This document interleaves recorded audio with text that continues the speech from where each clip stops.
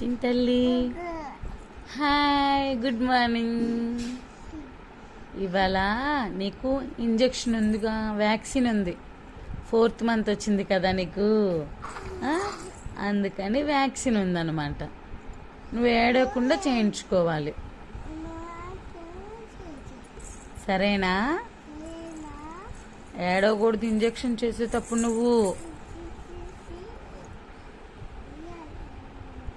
సరేనా?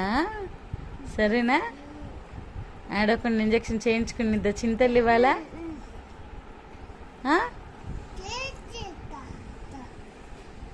ఏంటి నాన్న? చేయించుకునిద్దంట. గుడ్ గర్ల్ చెల్లి, గుడ్ గర్ల్, గుడ్ గర్ల్ నువ్వు.